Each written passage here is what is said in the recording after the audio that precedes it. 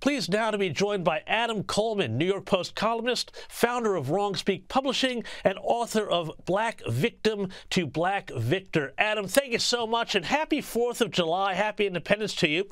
I wanted to ask you a question, first of all, about this. You wrote a great piece in the New York Post today about the 4th of July. You said, quote, "America will never be perfect, and anyone who claims it is fooling themselves, but perfection must not be the enemy of the American good.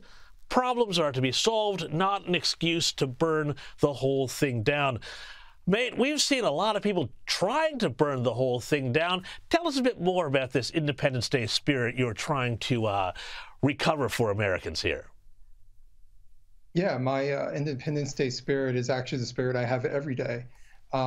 It's being grateful for the nation I live in, and part of it has to do with me seeing other nations and talking to a lot of people who aren't from America who come here, and they have a reason why they come here. Many of them fleeing religious persecution. They're looking for some sort of economic opportunities or even just pure safety.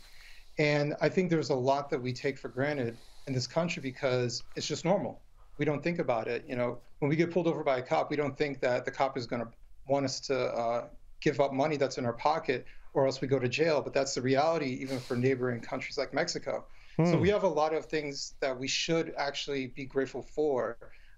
We just have to realize that these problems do exist in other places. Yeah, no, that's actually right, absolutely right, and I think very well said. I think people need to remember the freedoms they have in places like America and Australia too. Let's not leave them out, but a similar idea. Yes. Against the people who are trying to burn it all down, as you say. Now, I want to though talk a bit more about this whole Biden situation, because this is the absolute big story of the week.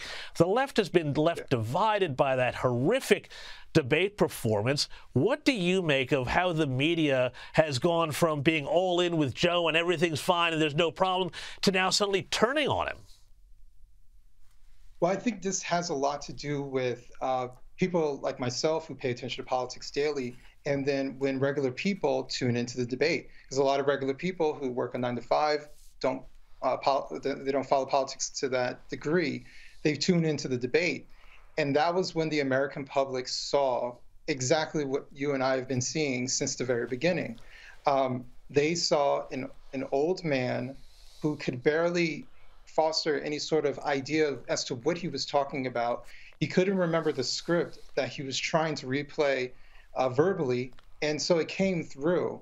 And honestly, even Republicans felt bad for him because it's not a good look for our country to have someone who clearly looks like he's, I don't want to say on his last leg, but he's at the end of his life and he shouldn't be suffering publicly like he is.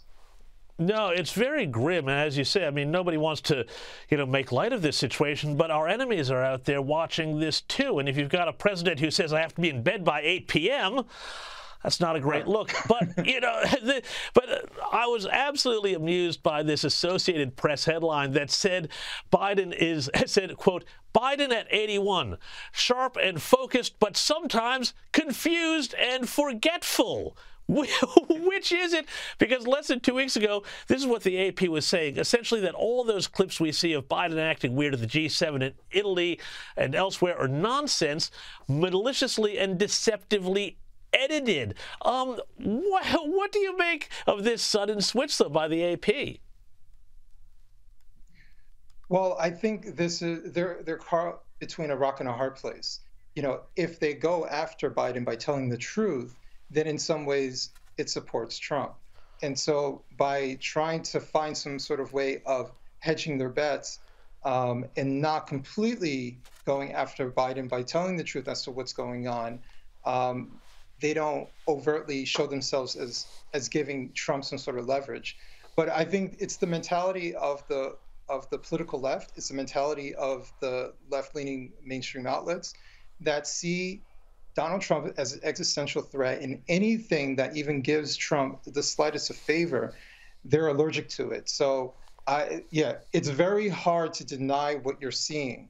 And it's very hard to convince other people who actually saw the same thing that we see that they didn't see that very thing. So they have to find some sort of way to twist it. Yeah, meanwhile, Adam, though, the stars seem to be aligning for Kamala Harris here. But, you know, one of the things, of course, is that we've seen Trump starting to gain in the African-American community. Have a look at this piece of video from the annual Black Entertainment Awards featuring Kamala Harris. I'm going to need you to explain this to me here. Have a look at this. Yeah, girl, I'm out here in these streets, and let me tell you, you're right, Taraji. There is so much at stake in this moment. The majority of us believe in freedom and equality. But these extremists, as they say, they're not like us. They not. There's a full-on attack on our fundamental freedoms. The freedom to vote. Yep. The freedom to love who you love. The freedom to be safe from gun violence. Adam, we out in these streets here. What was this? I mean, it's hard for me to explain because to me, it sounds like Kamala is trying to sound relatable because she's not very relatable. And she's one of those mighty morphing politicians who try to slip their way into different cultural aspects. And so this is one of those areas where when she's around certain Black people, all of a sudden she has a little twang in her voice or a little ebonics that come out of her mouth, some slang that she likes to throw out there.